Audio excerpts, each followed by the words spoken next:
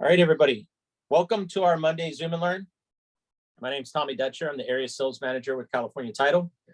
And my co-host and hostess with the mostest, Mary Jane Morris, will be our speaker and our trainer for today. So I'm going to let her take over the reins, and we're going to go ahead and get started. And we would like this to be as interactive as possible. So if you have questions throughout this training, if you can unmute yourself and ask, great. If you can't, leave it in the chat and I will catch that. All right. Without further ado, Mary Jane Morris. Hi, everybody. Thanks for being with us today. We're happy to have you. I'm going to introduce an expert that's going to be listening in. We'll be training over the next couple of weeks. But I wanted to talk to you about seller financing in general. I tend to know what's going on out there a little ahead of the crowd, just because I start getting the calls on the how-tos and how to write it up and that sort of thing. So in the last 6 weeks or so, I have given 9 or 10 impromptu presentations on lease options or AITDs or seller carrybacks or how to figure them. And so I thought it was time that we do a proper series and get them recorded and give you guys a chance to answer questions and go over it from the basics. So we're going to have three classes. Today is going to be very simple, very terms, very basics. And then next week we have Steve Gronlund, who I'd like to introduce now. Hey, Steve. Hi, all. Hey. Steve is the broker owner of Vintage Mortgage, and I have known him since I moved up to Temecula about 2010, where I saw him give. Where did I see that class? It must have been at the office or Well, I did meetings all over Southern California at the Board of Real Estate offices normally. Every time I hear Steve present on these things, I realize how immature even my own knowledge is for this. So I've asked him to join us and to correct me or add to. And then next week, when you hear his lease options class, then we're going to take a little break for President's Day, and then we'll be back with Steve finishing up with AITDs. I have never heard a better class than Steve gives, and I'm very excited that he was able to join us. So today we're just going to start with what is seller financing. I'm going to share my screen.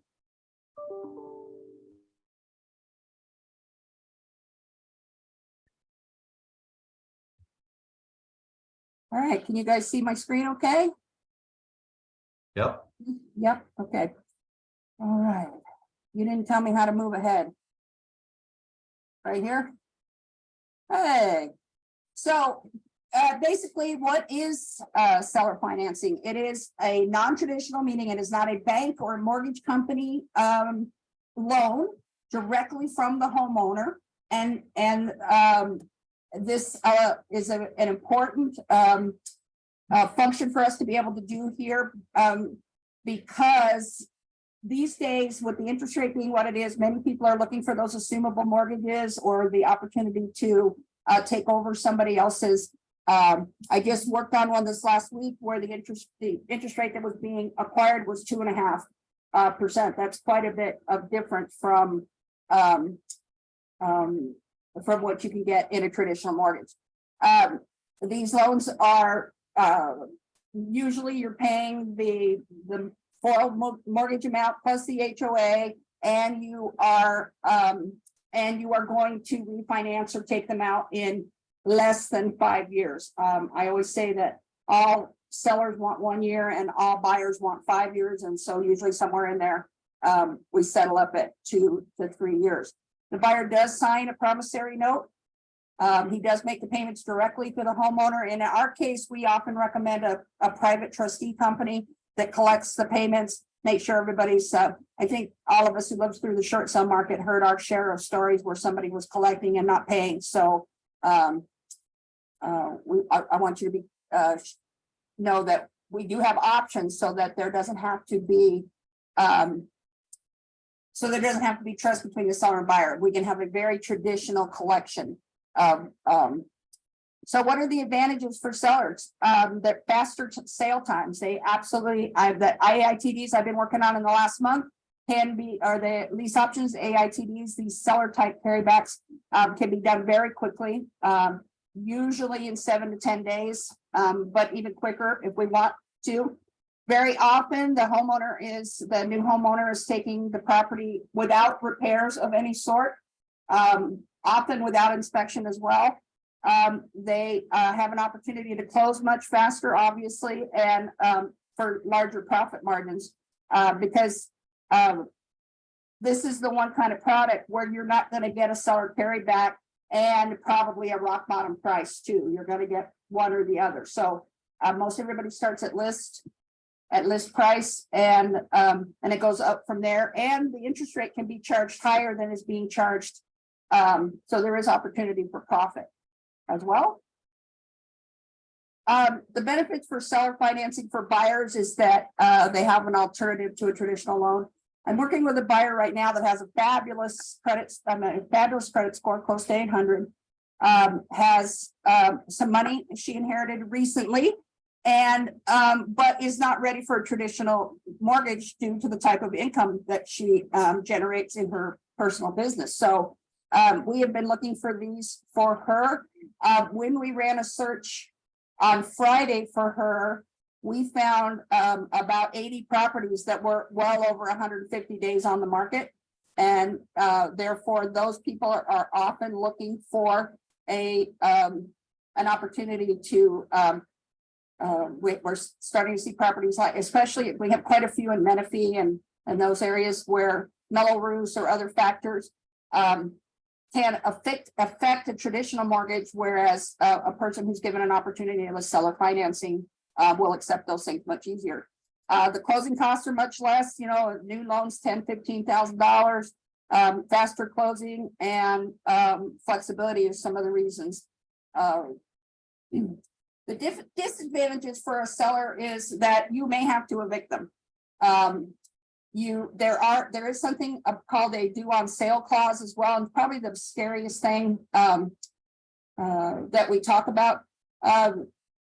Steve, I saw you just went off camera here, but I'd like to ask you when you get a minute to talk about the due on sale clauses. I've heard your explanation of them. Caught you mid-bite there. Sorry about that. My breakfast. Due on sale clause means that if you transfer it, the bank has the right to accelerate your mortgage, but it is rare, and it has some particulars. What are your thoughts there? Well, that's a long conversation. I'll make it as short as possible. I did my workshop for lease options, all inclusive trust deeds and land contracts. It was reviewed. I wanted to have it reviewed by an attorney. In fact, I had John Giardinelli of the Giardinelli Law Group review the entire thing. He actually gave me a video to go on the front of the workshop. This took a long time to learn. But yeah, the due on sales clause is the scariest thing out there. People think it's scary. It's really not at all, because although you can put anything in a contract, you can't necessarily enforce it.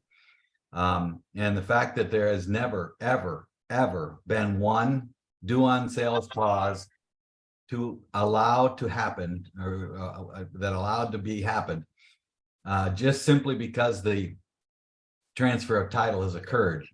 It's never happened. That's why today you can get title insurance on all forms of these alternative purchase options. And the due on sales clause simply cannot. That doesn't mean they can't have it in the contract to make people worry about it. And it also doesn't mean that they can't enact it or activate it and send you a nasty letter from their attorney telling you they're going to activate the due on sales clause, and now you have to refinance or sell the property. They can certainly activate it if they want to.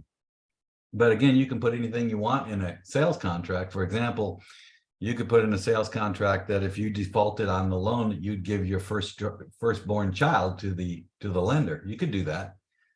But no court in the country would allow that to be enforced. Same thing with this. The first time this is ever enforced, do simply transfer a title would no longer insure it. So all they have to do, if it did happen that they got an activation, got a nasty letter in the mail, they would just literally open up and go down to the county courthouse and file a court case and it would disappear because the lender knows they would lose that process. But it's always there. It's always something people want to argue about. And even attorneys, unfortunately, even attorneys don't understand this due on sales clause, because the last time these types of alternative purchase options were used was back in the Jimmy Carter years. And all those attorneys are either dead or retired. So even attorneys used here, but it is true that they're not enforceable, but it is also true that you can have it on your contract, and you not very likely will if it's a conventional loan. And it's true that the lender can activate it. It's just true. It's also true that the lender cannot enforce it as long as that's the only thing that's in default. The fact that title is transferred, the insurance is being paid, the mortgage payments are being paid, the taxes are being paid, the house is being kept up, all of those things the lender can foreclose on or enact some type of a issue with the contract. But that's the way I explain it, is trying to explain that you can put a firstborn child, you lose your firstborn child if you default. You can put that in the contract, actually demand your baby or your firstborn child if you defaulted. But if you went to court, the judge would never allow it. Lots of people, I just spoke to somebody at a child's birthday party this weekend that said that their spouse had died and that they have continued making the payments on their checking account. And when is the bank going to notice? I'm like, they don't care. They want the No, money. they don't care. The only times they care is exactly what's happened now. Well, there's a 2.5% interest rate on the loan. The lender wants that money back so they can lend it out at 6 or 7% interest. And now is when the lenders might activate a due on sales clause. But again, it's not enforceable if you understand the attorney or just by. We're going to talk about due on sales as we go through. So the thing I learned from Steve and that I have seen his presentation is that it takes the payments to have stopped as well, and often and the taxes as well, and then they're going to do a straight foreclosure. They're not going to do an acceleration. And then we know all the options for when a pre-foreclosure comes through. We begin the processes of a short sale or a purchase or something to get them out in time. So I wanted to get rid of the scary thing first, which was the due on sale. It's the number one thing that stops transactions. If you Google it, it definitely says what an acceleration clause is.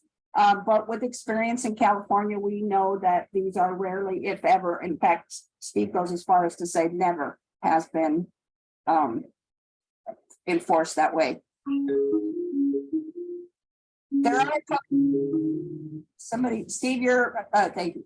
The tips for sellers is, and these are the couple things that I have been adding to when somebody calls me about how to do one. I do think there should be a background check. If the person has, it's very easy, very inexpensive to run a background check these days and run a credit report or to have a lender run a credit report for you. These kinds of things, and very often they don't get done. Once an AITD or a lease option or a seller carryback starts to happen and the parties are willing, it almost always goes forward without a background check or a credit report, and only that the person has a significant down payment. The buyer math is really easy on these. If you guys have watched my lease option class, the buyer's money is literally how much you got. So when you're advertising for one of these properties, or when I'm speaking to a listing agent, I simply need to know what they're going to net. Very often I can tell this by looking up the mortgage and how long they've had the mortgage. Sometimes it's very easy to tell. One of the ones that I worked on in the last month, the seller bought at $750 in August and got immediately transferred back. And so we know that mortgage is that mortgage is at full value. Now there have been very little down payment. So his net is actually in the negative, but the most he needs to walk away with is 50 grand. And so we were able to work on a transaction that, Tommy, are you watching the chat too? I don't know I don't know if that's you putting something in or. No, I've been watching it. I do not see anything new in there. Oh, that's fine. Yeah. You're definitely going to secure your loan. These are not favors we're doing people. There's a proper note, a deed of trust. There are an escrow, a closing, unless it's a lease option and they've chosen to remain in the rental position. These are traditional transactions. One of the ones that I tell you about is when I got divorced, I had some cash left over from my divorce and I was preparing to rent a condo. And the seller told me that he was afraid to rent it to me because he was already $14,000 behind on the payments.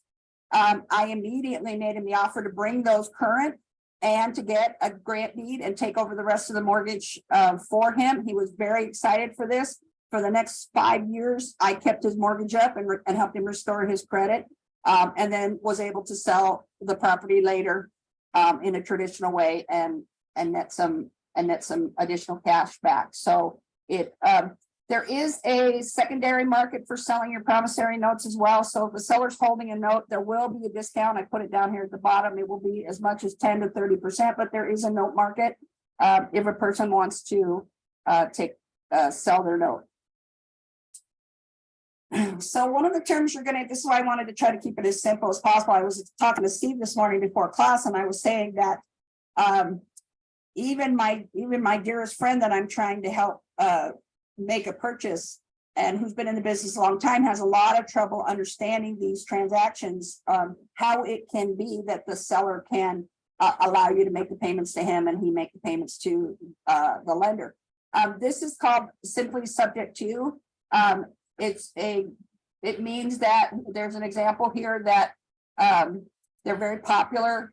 The house is literally subject to whatever the mortgage is. Subject to deals right now are really popular. Everybody's trying to talking to me about them quite a bit. It simply means that they are subject to a mortgage that's ahead of the new mortgage that you're going to put on. In subject to deals, the remaining balance of the mortgage, the portion of the loan that the seller owes, is still considered part of the purchase price. The debt is accounted against the agreed to sales price because you took it off the seller. So if you're buying for $200,000 and they have $100,000 mortgage, you're going to bring in the remainder of the second $100,000. But let's talk about some more examples.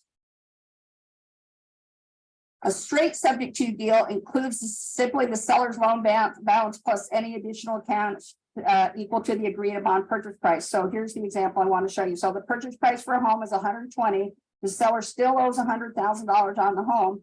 The buyer will take over the mortgage payments and then pay the difference of $20,000 in cash to the seller.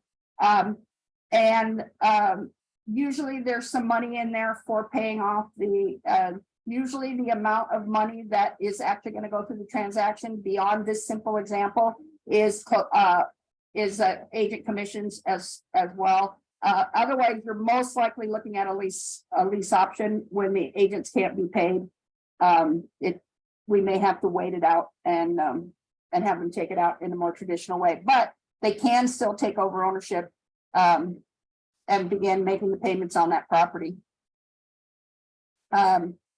A straight subject to with a seller carryback, it's similar to the first, except the seller offers a carryback, also known as financing. So in the previous example where we had $120,000 purchase price, there's $100,000 mortgage, but the buyer only has $10,000 of cash, so he can't make up the difference. So the seller will loan him the remaining money that he needs for that transaction.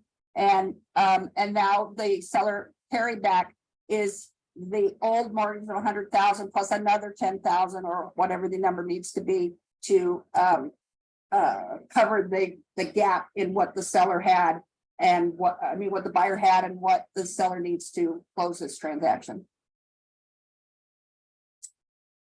So the two that we talked about so far are subject to's or a lease option. I want to talk about a wraparound. These are the real name for this is called an all-inclusive trust deed. This is the class that I heard Steve talk about, and I'm really looking forward to wrapping up the end of the month with it because he gives math examples that way far and exceed the capability I have to teach you about them. So the scenario is that on the purchase price, $100,000 of the seller's mortgage balance, $10,000 buyer cash. In a wraparound, the seller will offer to finance the loan for 110, and then the buyer makes one payment to the seller and continues to pay their mortgage. In this type of transaction, you can charge a higher interest rate, you can charge a higher sales price. So if your mortgage is at 3%, you could certainly charge 4% or something like that, and you'd still be below the market. This is what we're looking. The difference in a wraparound versus a lease option is that you're going to get the deed. You will actually be the owner, and in some cases of senior citizens or people that really don't want to be responsible for the property and don't want to be lenders, and on the buyer's side, it actually transfers the deed, and there's a closing, and people get paid. So this math is a little harder to come up with. When I am taking your calls and a person says that they have somebody interested in one of these kinds of transactions, when I ask what kind of money they have, I know almost immediately whether they're going to be a lease option or they can do an AITD. They're going to need a little bit more money to sweeten the deal for the seller to hand over a deed. So it's going to be a little more complicated. Because the seller in my example was so happy to have somebody restore his credit and catch up those payments, he was not unhappy to give me the deed. Had I caught him a couple of months sooner, he might have made me a lease option because he wasn't as desperate then as he would be now. The example that I gave you that I'm working on for my friend up here, the seller is carrying 2 mortgages now, and he desperately needs that first mortgage to stop coming out of his pocket. Why would a seller agree to any sort of seller carryback? There are some tax benefits and things that Steve will talk to, but they're usually in some sort of distress. They might be behind on their mortgage payments or facing foreclosure. They may need some immediate cash or do some sort of distress due to some divorce or something like that, and they want to quick out and they want to stop making the payments. This is a very quick solution. I got a call this week from an agent where the deal is falling apart, and the seller has the property's free and clear. I said, this is a seller carryback all day long.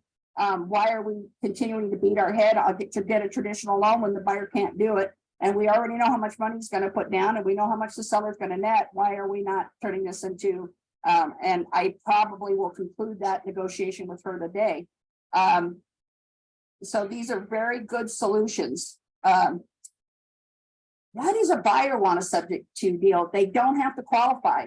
In fact, in my lease option class, I teach you that if you advertise a lease option or an AIT property, you're almost always going to want to create a separate phone number, because when you place an ad that says no credit needed, and how much down you need, you will be very surprised how many people have cash but no credit. And so this is a very good opportunity for them to get in without financing in any way. Also saves them $10,000 to $15,000 in loan costs. Also, you can turn a very small investment. One of the ones we negotiated this week, the seller wanted the whole $150,000 he had in net out. The buyer only had 50 grand, so we weren't able to make that deal. But he was trying very hard to turn $10,000 to $50,000 into a deed on a property where he would simply make up the payments and pay us off when he sold it down the road somewhere. That didn't work for our particular buyer. Like I said, there's no need for good credit. And in the seller's case, if they're having any sort of problem, the payments start getting made on time, it actually improves the seller's credit and stops the bleeding. What kind of listings are good for seller financing? Long days on market. I wanted to, like I mentioned to you on Friday, we ran Menifee. Just how many, we found over 80 properties that were plus 150 days on the market. Expired listings are fabulous for this, because when those companies that call on expireds want to relist it. Very often the seller's like, what can you do different that hasn't been done in the last 120 days? Well, this is something you can do different. So those calls, this is a good opportunity for sounding different than the average agent. You know, that the seller often gets 10 or more phone calls from people working at expireds. This is a great pitch for them. Sellers who are overpriced, who are determined to get a particular price, will often accept a seller financing situation because he can get, where in his mind he's projecting out the price a year or two down the road, and so and to get the deal, the buyer will very often pay over asking. The ones that I help you write, I always recommend you start at list price and not low ball when you're asking for the seller to carry as well, unless the property condition is such that it would be anyway. Properties that are vacant and the mortgage is being carried, like I mentioned in the couple of sellers that we have where they have already been transferred back, the house is sitting vacant, or they've already purchased another property. Another great kind of listings are free and clear properties when there is no mortgage whatsoever.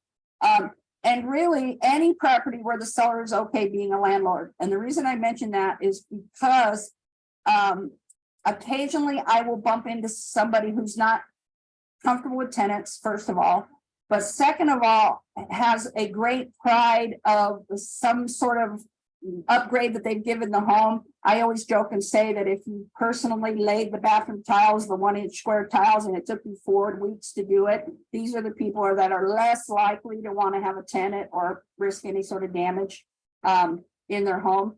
I will tell you that one of the benefits, if you are comfortable being a landlord, is that if the buyer fails and cannot either exercise his option or stops making the payments, you will be able to traditionally in the ones with the deed, you're going to be able to do a foreclosure very inexpensively, and you're going to be able to sell this property again. We often say it with humor, but really it is an option that that buyer may fall out or decide for some reason down the road that their spouse and them divorce and they're unable to carry on the rest of the promise, and they don't finish the transaction. They will often hand it back to you, and it will, or you will recover it by keeping up the mortgage yourself and reselling it again after you do the eviction. So there is an opportunity to do this on the same property more than once. Where are you going to get these sellers and buyers? Lots of people say that they're not available on the MLS, but they are. You're going to be looking for the term seller may carry. You're going to be looking for expired listings. You're going to be looking for long days on market. Craigslist, Facebook, social media often have these kind of off market transactions as well, where there's some reason, like I said, often that the seller is unreasonable where his price is concerned or something, and they haven't been able to move it traditionally. You will get referrals for these once you're comfortable talking about them, just like I hunt seed down every couple of years and ask them to come talk to us. You will have an opportunity to talk about these types of transactions and help people search for them. Again, another opportunity that I've already outlined for you is transactions that are stuck for some reason but everybody, there are occasions when a transaction is stuck where the seller and buyer still want to do the deal. They just can't do it traditionally. And so these are great solutions. Pre-foreclosure properties, these people need rescuing. The people who have the NODs and things like that, they definitely need a quick fix. And like I said, it can often recover their credit for doing that. Buyers with cash but no credit. Fixers, this is another property that's hard to move. And then my last thought was non-owner occupied properties, which you can farm for. Those people are not invested in the home, meaning they're not living in it. It isn't where their children are, learning to walk or going to school or that sort of thing. And so landlords are a good opportunity for seller and buyer carrybacks. I wanted to talk about why we don't talk about these transactions as much as we should, and that is because California has a lot less trouble moving property, good, bad, or in between, in general, because of our desirous location. If you hunt for lease to owns or you will find whole gigantic corporations in other states that do this all day long, and it is not illegal or immoral. They are legitimate payment paths that can help your client get in, or when you stumble over a property where you have enough cash to solve the problem, you could wind up with assets in your court, like I did after my divorce. So that's why you mostly don't hear about them. There in my lease option class, I mentioned this gal, Wendy Patton. If you go on YouTube, there are 2 videos here that I wasn't able to give you a live link, but I did give you a copy, a link that you can copy. She makes live phone calls on YouTube, both to sellers and agents. And most of the time she'll find out that most agents don't use the seller may carry option. I think every listing that my spouse has done some recently, we have offered that because of a condition that, like the one where they've only owned it for a short time and have to get out. Another where the homeowner wants a sales price that is not going to be achievable in appraisal. So if you listen to Wendy Patton, I've invited her to come on. Apparently she stopped doing these shows, but if you just listen to her talk to the listing agents and to the sellers, almost every home within reason has an opportunity for some sort of seller carryback.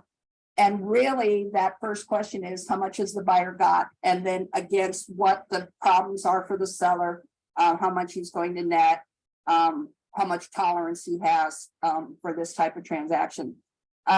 The thing that stops the other problem I want to talk to you about is you can't always get the property you want. So if you can't just shop like normal and then you can make that type of offer as a opening bid with a seller, but it is much more likely that you're going to choose from a range of properties that have already been ID'd as something that they would like. For instance, had one in Valley Center this last week when the seller needed 100, wanted their entire net. They were willing to do it, had no problem with it whatsoever.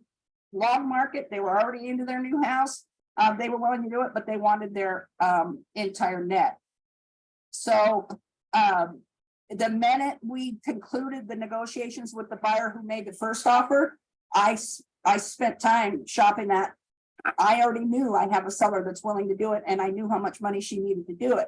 Now, maybe I wasn't going to also find another buyer that had $150,000, but maybe I would, or maybe as the time goes on, that seller is more willing to do that transaction. So, but the minute that you say to them, are you interested in a seller carryback, maybe earning a little money on that interest rate or something, very often they will talk to you about it. Like I said, the thing that shuts these deals down most is the due on sale clause, because when you Google it, it's very terrifying. And I was going to give you a similar pitch as Steve did about his experience with due on sale clauses in California, but I thought it sounded better coming from him. So, and I am very familiar with mortgage payments continuing by someone other than the homeowner to not, the one that I mentioned from the birthday party, it's a husband and wife, and the husband had died and she's not on title. And so she just keeps making the payments, and so she wanted to know when they are going to come get her. And I said, it's unlikely they will ever, as long as those payments start coming in, stop. They do not look at where whose check is, whose check they're cashing. So these are really good options. Next week, Steve will get into Steve will get into really doing the math and taking these transactions apart. But for today, I was wondering if you guys have questions or thoughts for me. You can unmute yourself. Steve's making a comment that title will not insure something that should cause them to have to pay out. I don't know what example you're thinking of there, Steve. You want to talk about that for a minute? I was just going to say the most important thing on all these alternative purchase options is you're always going to use an escrow company. You're always going to use title, and title will never insure something where you could end up losing your house, because guess who would have to pay? The title company. So, you know, if it came down to it, even the title company would get involved with any kind of a lawsuit, which you never. Because I don't have a better word for it, the ethics or the morality of seller carryouts. Steve. Well, I mean, there's certainly nothing wrong, but they've been around forever and ever and ever and ever. And the whole idea of a due on sales clause is to make the lender, have the lender make you believe that they're in control when they're really not. Once the loan closes, they really don't have any options there other than, you know, is the mortgage payments being paid, is the insurance being paid, is the taxes being paid, and, you know, in rare cases, is the house being kept up. You know, they could cause a problem if the house is not being kept up, or you're just doing something illegal with it. But the idea is, if somebody changes title, that's not something that can be enforced. Yeah, You're going to have all kinds of attorneys argue with you because they'll read all kinds of things, but in the bottom line, they can't. They've never won, not one single time anywhere in the United States.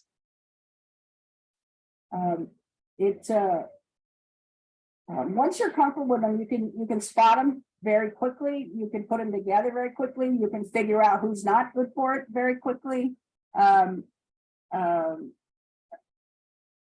other thoughts today? Who finds this scary?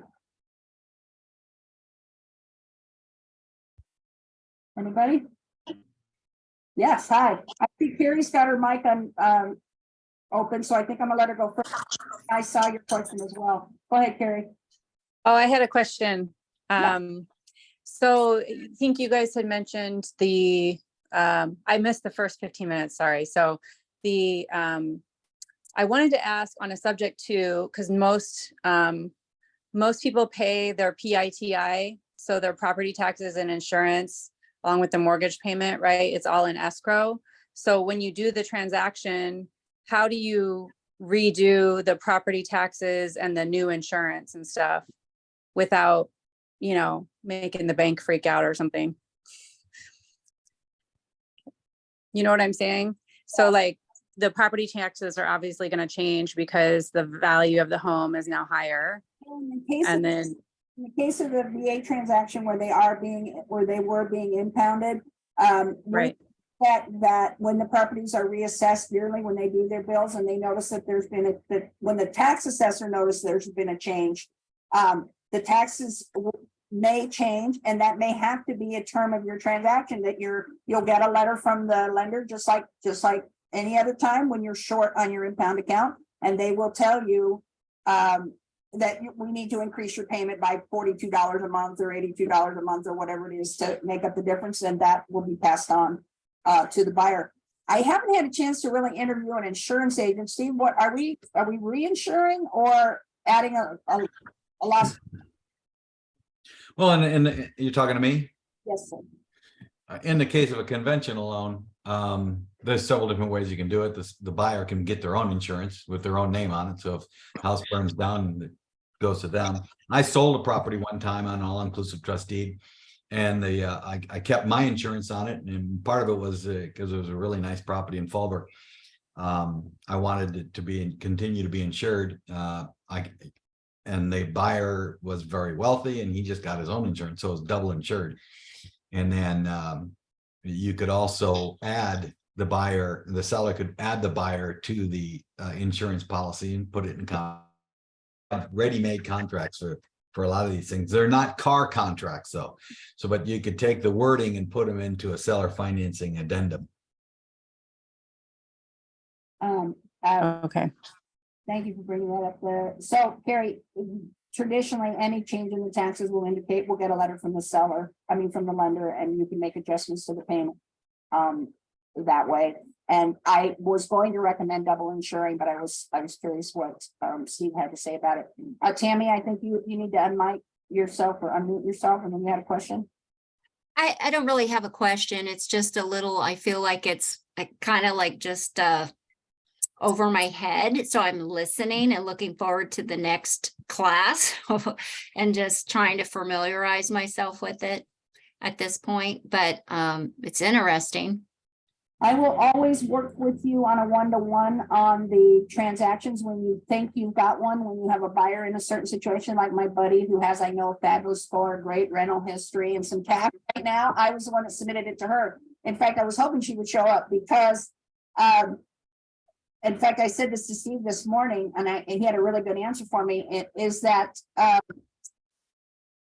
as careful as I am to bring things down to a usable level, for some reason, even my bestie is having trouble getting their mind wrapped around it. I've been trying, that's why I figured I had no choice but to do a series, because trying to get it all into one, you pick up a nugget here, you pick up a nugget there. And this week, the two agents that were feeling the most passionate about this week and were calling my phone the most often, I showed them the property in Valley Center that I knew was good for 150, and we practiced on that one.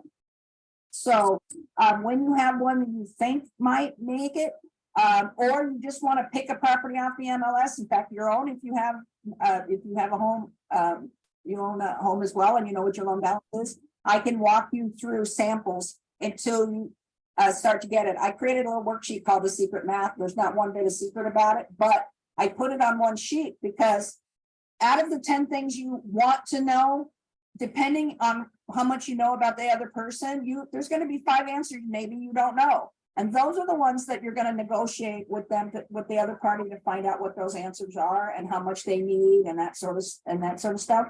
Okay. Usually by the time I'm on it, I know how much money everybody's got, and I know if the seller's somewhat willing, and most everybody just needs a talking to as to, are they going to be accelerated? It's a scary spot for me, if we're talking about being scared about these transactions, that people are relying on me that their loan won't be accelerated. Every time I hear Steve speak about it, though, I have more confidence, and I've seen payments get made. I made them on my, I make the payment on my home now. So there's no, and my name's not on that title. So I'm comfortable with the act of them. But in fact, if a person really can't get by that, I know that they're not a good candidate if they're going to live in fear the whole time, they may not be a good candidate for this type of transaction. And maybe they don't have the desperation on the seller side or the motivation, because it doesn't always have to be, it doesn't always have to be somebody in distress. It can be somebody who simply wants to earn more on their property, or is comfortable being a landlord and wants to take the 50, 60, 80 grand off the person themselves, because they do get to keep those down payments. So especially if the person is unable to finish the transaction. One other point that I didn't talk to you about is another component that many people have heard, is that you can add a few $100s to the payment and have that credited towards your down payment somewhere in there. And that is potentially possible. I haven't had one buyer do it yet. They just feel like they want to save their own money, and they will come in with what they need when it's time to take the loan out, when they refinance, so that sort of thing. But there is another component where you could pay an additional amount per month. That way, by the time you take them out, you have 20 or 25 grand in down payment, or on top of whatever you've given them. And my favorite thing about all these is all the terms are negotiable. So another one we didn't talk about is who gets the tax credit. The law actually says that the person who made the payment gets the tax credit, but sometimes it's in my best interest to leave it in the seller's hands at this time and let them be writing it off, or when the seller has asked a lot of us, that the buyer will take the write-off. So these are the thing that I most want to say to you is that they are not unusual, they are not illegal, they are not unethical, and they are a fabulous way in non-traditional lending to gain assets. Any other questions or thoughts? Hi, Mary Jane, it's Jennifer. I have a question if you have a second. Okay, actually, I have two questions, but I didn't write the second one down, so hopefully I remember it during the first one. Is there any kind of loan that subject to will not work for? Steve, I'm gonna let you take that. I've done them on VAs, so there's nothing prohibitive about a VA, which I would think most people think are the most complicated ones. Steve, is there a type of loan that doesn't Nope. be wrapped? I didn't think so, but the Awesome. is the one that most people think there's something extra, just like they do about any type of VA purchase. They think it's an additional top, if you will. Okay. Yeah. Good to know. And then, yes, I remembered my second question, so yay. So if somebody is, say, going through foreclosure, and they need money to kind of reinstate, I guess I would be asking, I'm trying to figure out how to ask it correctly. If somebody's in foreclosure, they've had a notice of sale sent to them, and we want to do a subject to, we would just kind of need to bring it back, bring up the arrears, pay off all of that, and then we could still go forward with a subject to, correct? And then your loan goes back to the regular department instead of the pre-foreclosure department where they're, where your clock is running. Once you redeem the payments. But this is not like a short sale where you're gonna ask them to take less either. That's not. Correct. That's not gonna happen either. But yeah, you'll get out of the department, the pre-foreclosure department, and back in regular loan. Perfect. Listen. Love it. I also want you guys to know that I recommend a private trustee company, and there are many out there. When I very first started, it cost about $25 per side to have somebody collect the payments and notify you immediately if a payment and make it to the bank and send you any change and put out the notice of defaults and things and do the foreclosure. I have found now that they're running close to 100, 150 a month, some of them. And that the foreclosure procedure itself is about $2,500.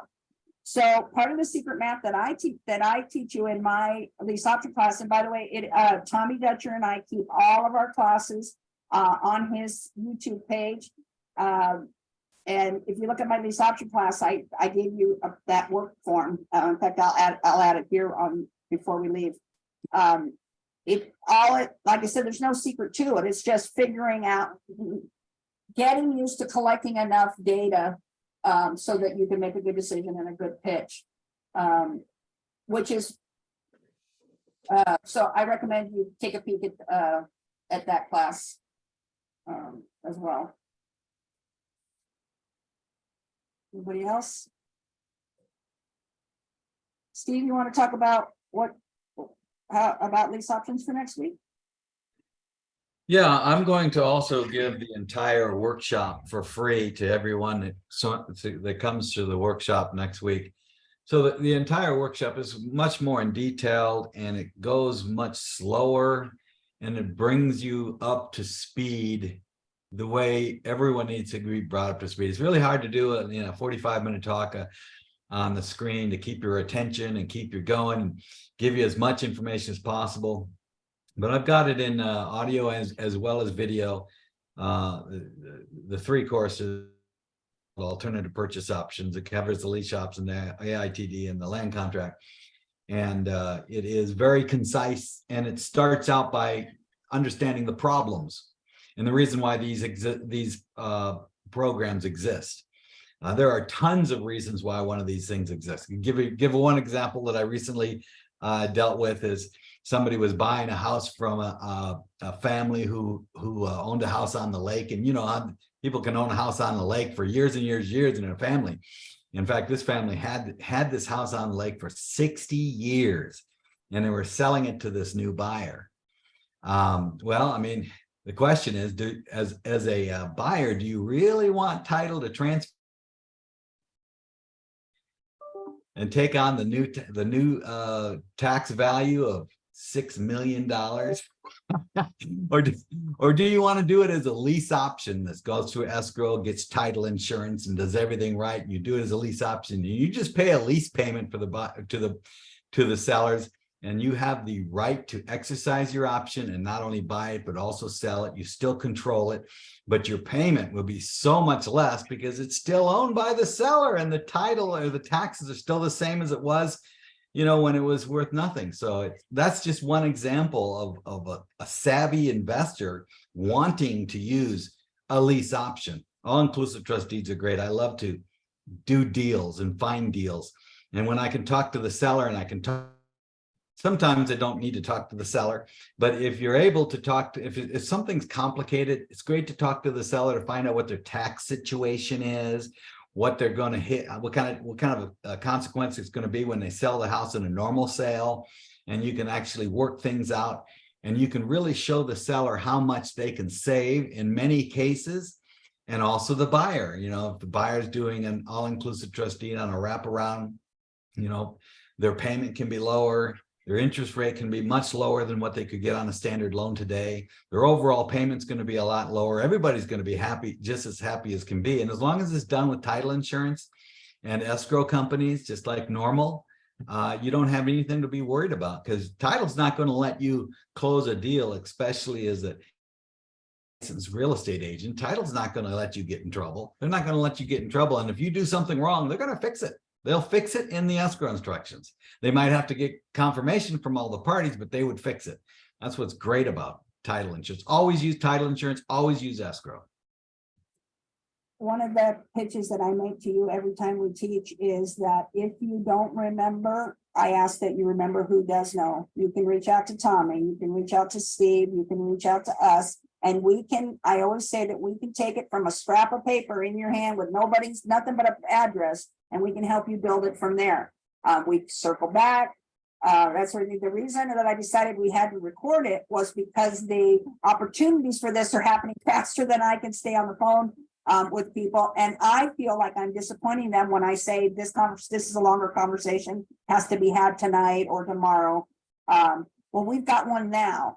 But even when I stop then and start to try to tell them what they need to know or ask them what they need to know, I wind up educating them more than solving the problem. So I wanted an opportunity so that when people call me, you can get the fundamentals. At least it's worked great for lease options. If somebody calls me and wants to do a lease option, I ask them to watch my 40-minute class and call me back. And now we are on the same page. At least we're having the same language conversations. They've had an opportunity. So I know that what you're going to hear from Steve next week and the last week of the month. And I forgot to tell you that he has offered to share his entire program with you. I presume at no cost is the way he's. Yeah, I'm not going to charge anything. And I've also made sure these systems, if you do it right, you, as a real estate agent, you always get paid. You always get paid the full amount, and you always get paid up front. It's never a situation where you get paid something now, a little bit now, and a little, and the rest of it when they exercise their option on a lease option or all-inclusive trust deed or anything like that. It's always upfront paid. Realtors are all paid upfront, and that's when they take their risk. That's when they've done their job. That's when they should get paid. I find that the most reason that they don't get paid is that the lease option is a very low cost lease option. Maybe they're doing it for 10 grand or less. And there's just no money on the table for the agents to get paid at that time. But not every deal is the same, and you certainly will have opportunities to earn. And for sure on AI TVs. So the house that I took over after my divorce was in 2007, and we were having a market failure, and lots of people wanted to know why I would even buy a house 60 grand upside down and put in 14. It's because it was the neighborhood I grew up in, and I knew what it was going to be worth down the road. And sure enough, it's come back and more than exceeded the purchase price that I was given at the beginning. So they are, they're a lifesaver for a lot of people. I think we can stop the recording now. Tommy and I never leave the group chat until you guys have all logged off. And so we'll be here for questions, but I think we will stop the recording now. You've done a great job.